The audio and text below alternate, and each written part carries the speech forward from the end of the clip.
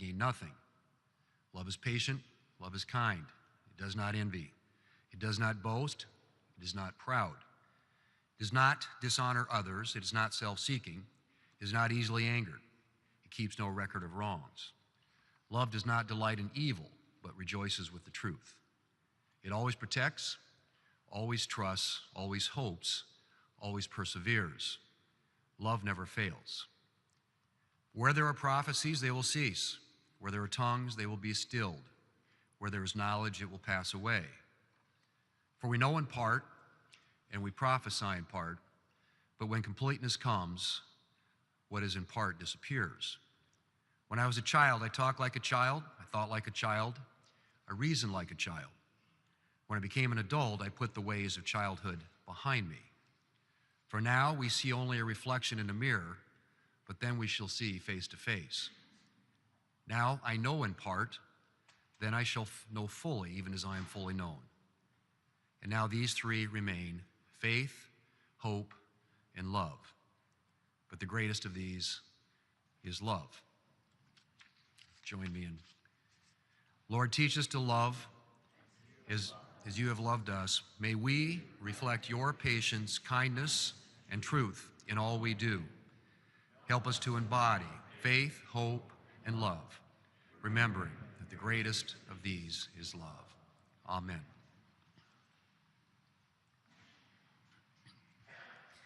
A reading of Psalm 23 and some words to guide all of us in our work. The Lord is my shepherd, I shall not want. He maketh me lie down in green pastures.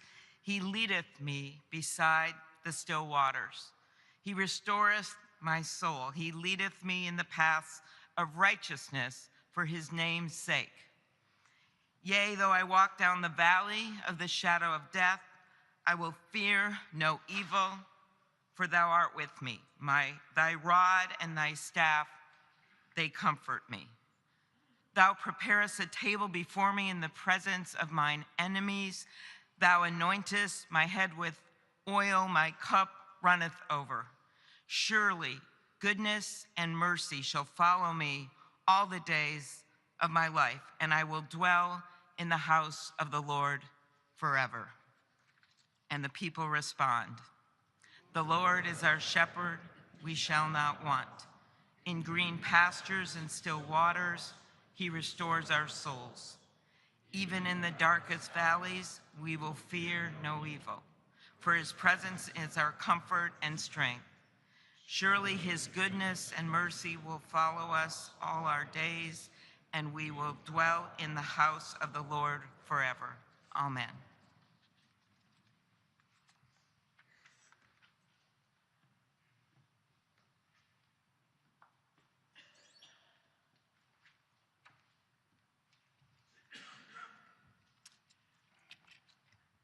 Thank you. It's always a distinct privilege and joy to hear the Naval Academy Glee Club and the Marine Corps Band. The Naval Academy Glee Club has moved and delighted audiences since 1845 in venues from Carnegie Hall to the Vatican. The Marine Corps Band has performed at nearly every inaugural. They accompanied Lincoln when he went to dedicate a cemetery at Gettysburg. They helped us hail the unveiling of the Statue of Liberty, and they welcomed Winston Churchill to the White House. Truly, the story of America has always been accompanied by the rhythms and harmonies of the Marine Corps Band and the Naval Academy Glee Club. And as we give them a warm welcome, please rise and join them as they lead all of us in song.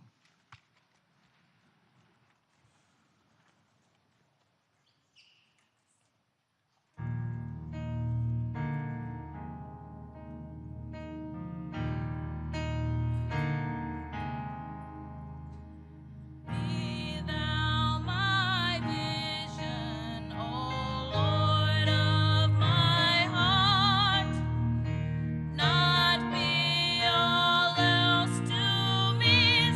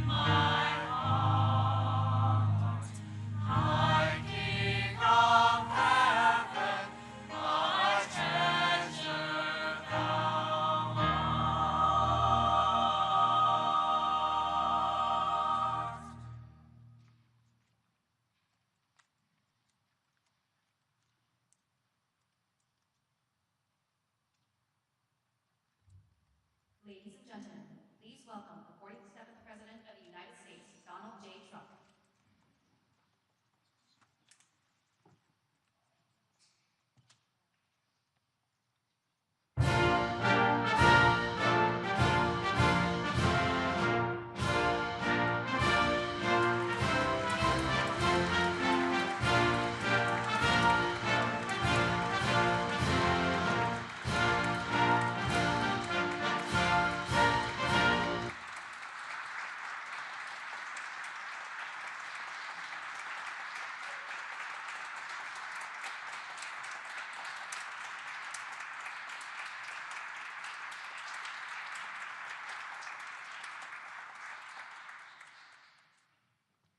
Thank you very much. This is very beautiful, I must say.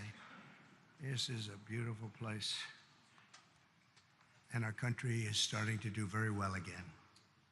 It's happening fast, a little faster than people thought. Thank you especially to Senator Marshall for the beautiful introduction. Appreciate it very much. Thank you. Great senator you are. I also want to thank a friend and a man of profound faith and tremendous patriotism who's also become a great friend. You become much friendlier when you have a majority of 2 or 3 or 4. Could even be 5 pretty soon. But for a little while it was 1. And that's Mike Johnson, Speaker. Thank you very much, Mike, very much.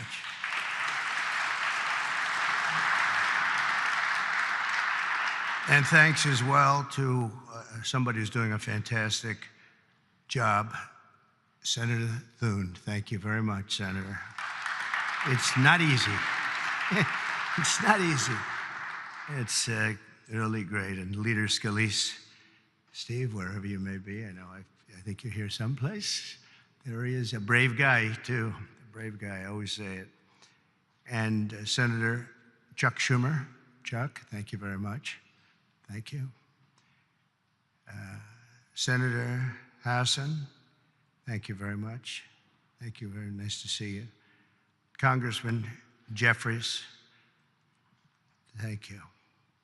And many other very distinguished leaders in the room. It's a great group of people.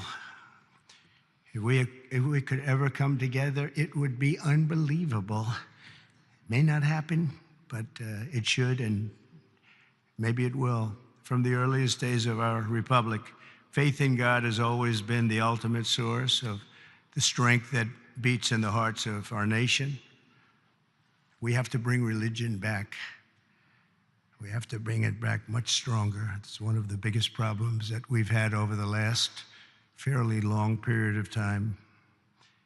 We have to bring it back. Thomas Jefferson himself once attended Sunday services held in the old House chamber on the very ground where I stand today. So there could be nothing more beautiful than for us to gather in this majestic place. It is majestic, and reaffirm that America is and will always be one nation under God.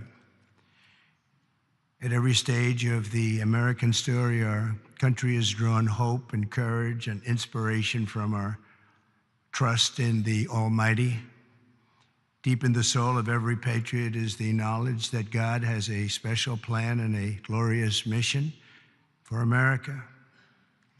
And that plan is going to happen. It's going to happen. I hope it happens sooner rather than later. It's going to happen.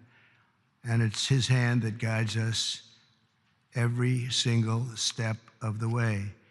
And all of you and the things we have to do is to see the defining role that faith and prayer have played in the life of our nation.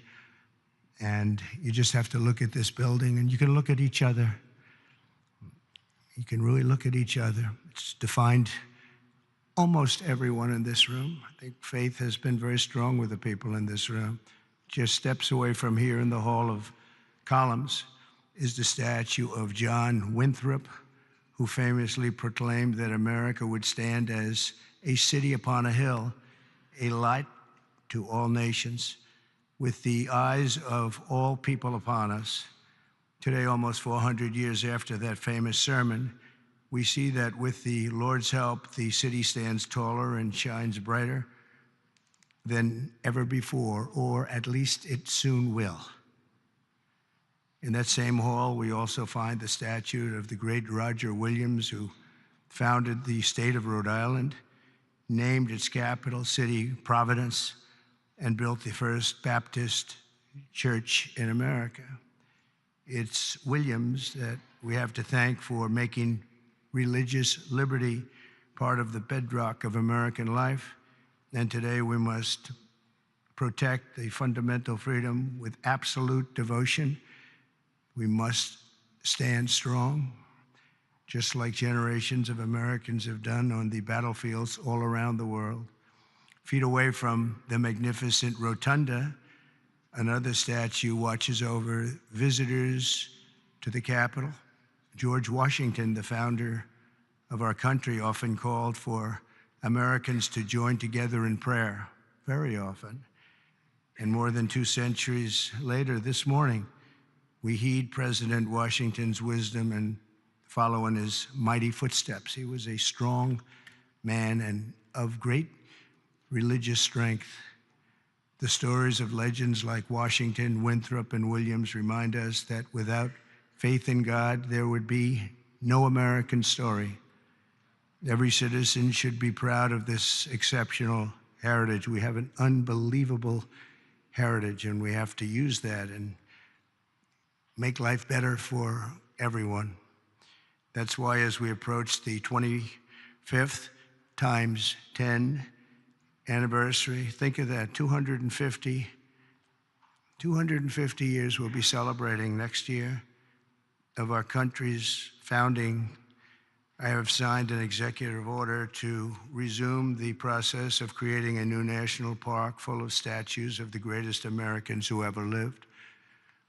We're going to be honoring our heroes, honoring the greatest people from our country. We're not going to be tearing down, we're going to be building up. It would be called the National Garden of American Heroes. Some of you will be on that soon-to-be hallowed ground. Some of you, let's see, I can pick a few of you right now by looking. Because there's a couple of you right now I can see. Let's see. It's the president's sole opinion. And I've given myself a 25-year period. And then somebody else. By that time, it'll be very, very built up. No, it will be something very special. And I hope that Congress will fully fund this wonderfully unifying project at the first possible opportunity. It's not going to be a lot of money. It's going to be very important, however, so that more of our people can be inspired by the faith and courage of patriots like those who we honor in these halls. One of the incredible Americans whose memory my order will celebrate is also recognized with a statue in the Capitol representing the great state of North Carolina, and that's a man known who everybody loved, Reverend Billy Graham. He was something. My father used to take me to watch the Crusades. He would take me to Yankee Stadium. I remember it so well. I remember it more than I remember any Yankee game, and I've seen a lot of Yankee games. Can you believe it? And Billy didn't have a bat, so, you know, it was just pretty good. It was amazing. You'd have 60 or 70,000 people, and they loved him. They loved him. I saw him with Franklin. I don't know if Franklin's here. I just don't know, but I've gotten to know Franklin. He's done a great job with helping on tragedies and problems like in North Carolina, California. He's always the first one there. The work he does is, his father's very proud of him, I can tell you that. But Billy Graham was very special. One floor below us, Reverend Graham's statue stands with an open Bible. The page turned to a letter from the Apostle Paul, which reads, "Let us not grow weary of doing good, for in due season we will reap if we do not give up." Never give up. Never, ever give up. You can't. How about me? If I would have given up, I would not be here right now. Who the hell knows where I'd be? it might not be a good place. If it was up to the Democrats, it would not be a good place at all. Never, ever give up. There could be no better message for the leaders gathered here, and you are real leaders. And we must never give up, and we must never grow tired. We must never grow weary, and we always must practice good. As you know, last week, only a few miles from here, our nation witnessed a terrible tragedy when 67 people were killed in a horrible accident near Reagan Airport. As one nation, we take solace in the knowledge that their journey that night did not end in the icy waters of the Potomac, but in the warm embrace of a very loving God. None of us knows exactly when our time on earth will be over. You never know.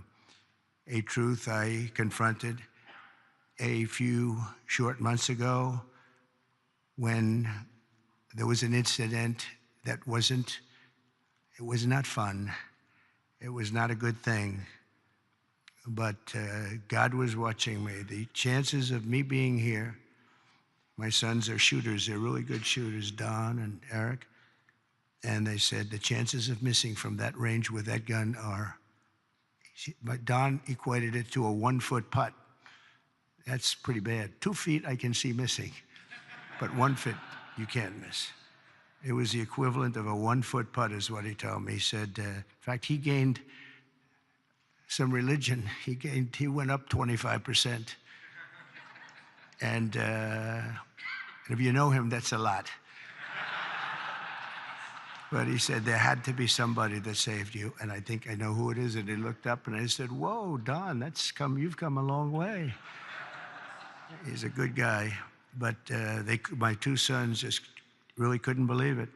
Had I not turned that right turn just at that time, and the audience, 55,000 people standing this way, there were just a few people in the back on the bleachers. There was nobody over there except for my all-time favorite chart in history, a chart on immigration. Immigration saved my life, see? So we're going to be good for immigration, okay?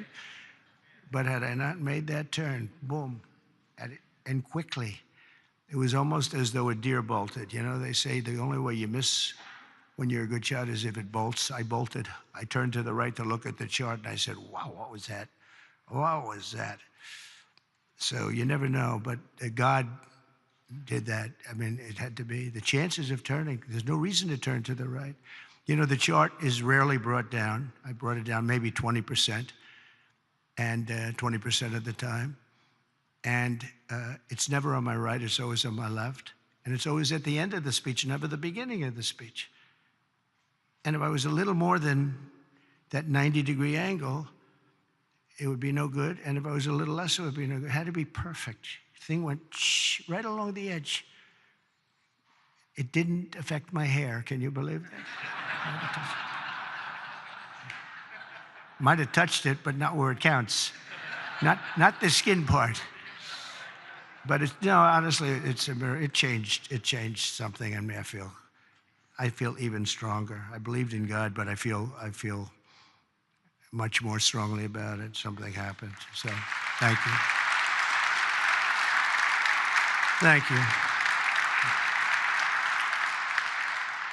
But that event, like the tragedy last week, should remind us all that we have to make the most out of every single day that we have. Who would think that you're in space and 2 things collide?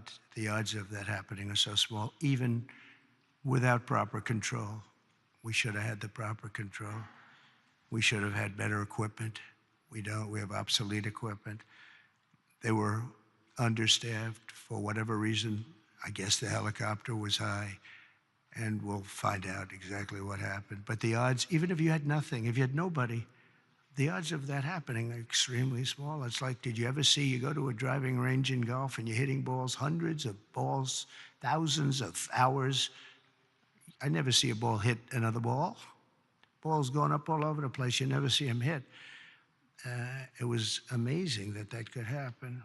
There was a lot of mistakes made, and it should have never happened. But regardless of that, it's amazing that it happened. And I think that's going to be used for good. I think what is going to happen is we're all going to sit down and do a great computerized system for our control towers, brand new, not pieced together, obsolete like it is land-based, trying to hook up a land-based system to a satellite system. And the first thing that some experts told me when this happened is, you can't hook up land to satellites and you can't hook up satellites to land. It doesn't work. We spent billions and billions of dollars trying to renovate an old broken system instead of just saying, cut it loose and let's spend less money and build a great system done by 2 or 3 companies, very good companies, specialists, that's all it is. They used 39 companies. That means that 39 different hookups have to happen. And I don't know how many people of you are good in terms of all of the kind of things necessary for that, and it's very complex stuff. But when you have 39 different companies working on hooking up, different cities had different people, you need one company with one set of equipment. And there are some countries that have unbelievable air controller systems, and bells would have gone off when that helicopter literally even hit the same height, because it traveled a long distance before it hit. It was just wouldn't stop. It was, follow the line. But bells and whistles would have gone off. They have them where it actually could virtually turn the thing around. It would have just never happened if we had the right equipment. And one of the things that's going to be, I'm going to be speaking to John and to Mike and to Chuck and to everybody. We have to get together and just, as a single bill, just pass where we get the best control system. When I land in my plane, privately, I use a system from another country because my captain tells me, I'm landing in New York and I'm using a system. I won't tell you what country, but I use a system from another country because the captain says this thing is so bad, it's so obsolete, and we can't have that. So we're going to have the best system, and a lot of money, but it's not that much money. And it'll happen fast, and it'll be done by total professionals. And when it's done, you're not going to have accidents. It's just not, they're virtually not possible to have. Each of us is blessed with a precious chance to help lead America to renew our pledges of faith and everything else, and bring us to new heights and create a future of promise for our people and for ourselves. We have the most important people in the country in a true sense here, because you're the ones that are going to make the decision. You're the ones that are leading us into so many different things, whether it's the right air control system or the right size military, or what to do and what not to do. Most important people. And many of you are very religious. I know so many of you are very religious. And I just think that our country has been so badly hurt. We're very hurt by what COVID did to religion. It really hurt it badly. People couldn't go to church for a long period of time. Even going outside, they were given a hard time. And I'm not blaming anybody for that, but it was very hard to gather. So they start using computers, if that. And when they come back, it's just, a whole new experience they have to get used to. But it is starting to come back. We had a fantastic thing happen yesterday. The Army had the best recruitment numbers that they've had in more than 15 years. They think it could be 25 years, actually. They're going to probably put that out, but more than 15 years just now. And we were worried about it. We were talking about it numerous times that, we don't have people joining our military services. We don't have people joining our police force. We have to cherish our police. It's so dangerous. You open a car and somebody starts shooting. They have blackened windows. You don't even have any idea who's in the car. Oftentimes they have the dark windows, which they're not, in theory, supposed to have, but they have them. The door opens and a gun is pointed at your face, and you can't do a thing about it. It's just nothing you're going to do about it. Your friends will take them out. It's happened so many times, but it's such a dangerous thing. We have to cherish these people. So today we join our hearts and prayers and recommitting to putting our country first. We have to put our country first. making America stronger and greater and more exceptional than ever before, and we have to make religion a much more important factor now. We have to make it an important factor. And if we do that, it's going to be, our job is just going to be much easier. It unifies people, it brings people together. Democrats are going to be able to have lunch again and dinner with Republicans. And I remember just as growing up, I'd see, I revered senators and congressmen or something very special, but they were out to dinner all the time. We had an old congressman, maybe some of Cy Halpern from Queens, and he was a friend of my father. But he'd have dinner with, he was a Democrat, he'd have dinner with Republicans, and he'd be out, it wouldn't even make a difference. Today, it's like shocking. And it shouldn't be. You have to get together. We really have to get together. We all know what's right and what's wrong, and there's going to be compromise on both sides. But we have to just do the right thing, and we have to get together. You did it with Marco Rubio. You got everybody who was 99 votes, and the only vote was our VP, who maybe we should have been there just to make it 100. But I think I would have been angered if it was 100. That might be a step too far, right? But no, it was great to see a vote. Pam Bondi had support from Democrats, and some of the others had some pretty good support. So, it's doable. We had a recent bill having to do with a very beautiful young lady who was killed from Georgia. And that bill was very bipartisan. It was a very beautiful thing to watch, actually. And so I think we just have to, if possible, we have to unify. There's big division. I mean, some people want an open border and some people want a closed border. We want it closed and they want it open. And that's a big difference. How do you solve that problem? It's a big difference. Some people want men and women's sports and some people don't. And I was with somebody yesterday who was so upset that the bill was signed where men cannot participate in women's sports. And I said, he's a very smart guy, went to a great school, was a great student, and he actually feels, that should happen. Men should be able to play, meaning transition into women's sports. And you talk to him and it says, I don't understand it. I don't understand how the problem ever got started in the first place. It just seems so simple. But he's a good person and just believes it. He just believes it. Not going to be easy to convince him otherwise. So where is a middle ground? It's hard to have a middle ground. There's two ways. I mean, you can either do it or you can't. But I think a lot of good things are going to happen. A lot of people might be surprised to hear me say that of all people, but I think a lot of good things are going to happen because our country's got some big headaches, but we have tremendous spirit right now.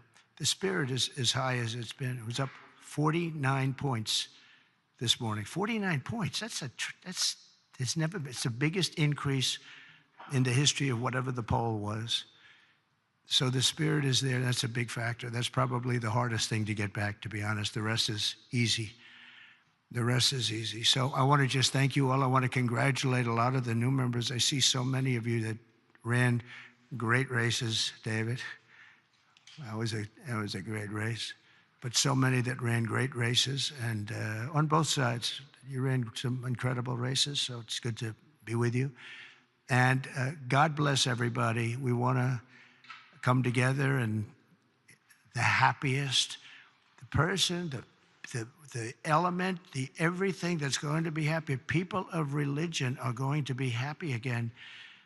And I really believe you can't be happy without religion, without that belief. I really believe it. I just don't see how you can be. So let's bring religion back. Let's bring God back into our lives. Thank you all very much. Thank you very much. Great honor. Thank you.